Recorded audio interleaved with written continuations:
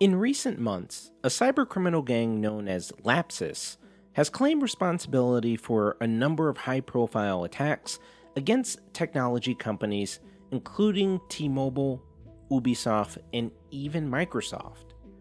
While these kinds of high-profile cyber attacks are nothing new, there are several things that make Lapsus unique. This is the Digital Prepper, and today I'll be talking about what we learned from the attacks by Lapsus and how we can use that information to prepare for the future.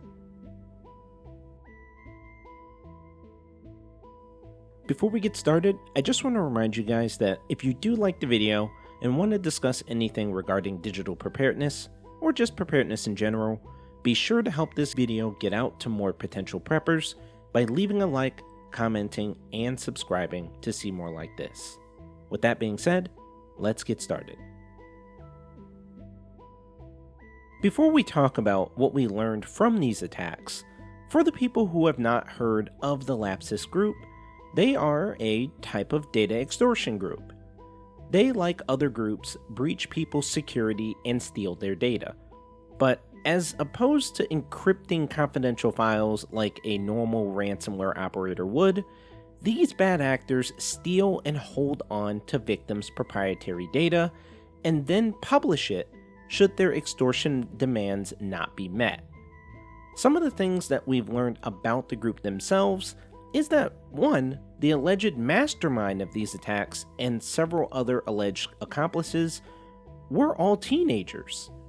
This is mildly surprising to know, as people tend to underestimate younger people, but you can never know who's on the other end of the computer. One other odd thing about the Lapsus group is that they actually have a strong social media presence. Normally, these kinds of groups don't want to be known, as it would bring unwanted attention, but they seem to thrive on it. Maybe it has to do with the fact that they are younger people. Now, there are two major takeaways from these Lapsus attacks that we and other organizations have to pay attention to. The first thing is that the Lapsus attacks show that gangs of cybercriminals are no longer content to perform normal ransomware attacks. Rather than just encrypting your data like it's been done in the past, Lapsus is more focused on cyber extortion.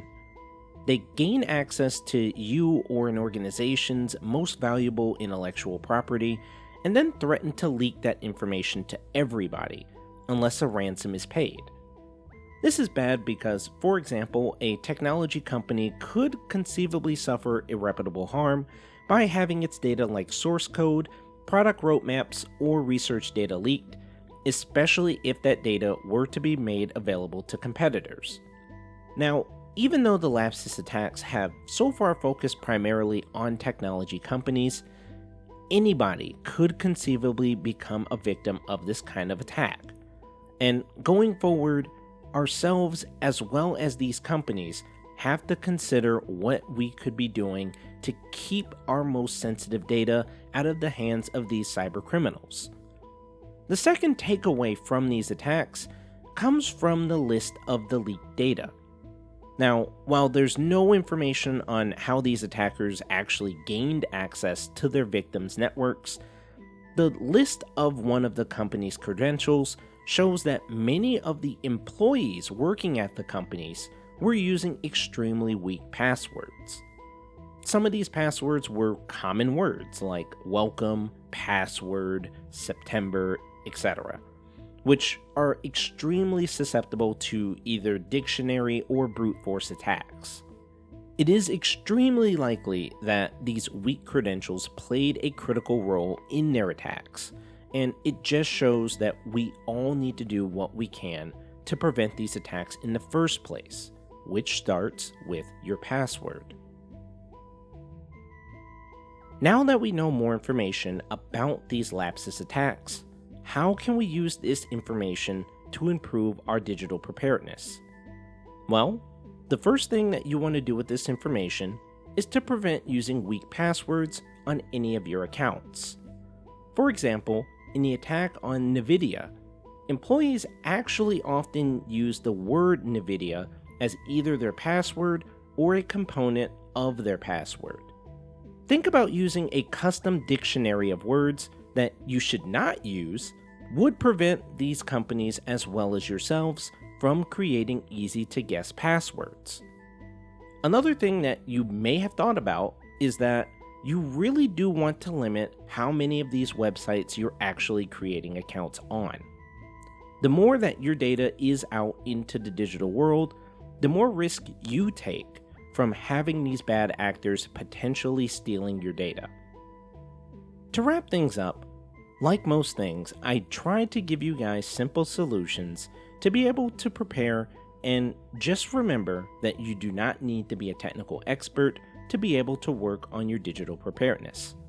Please take a look at my other videos, as well as leave a comment below if you have any lingering questions on how to get started with your digital preparedness.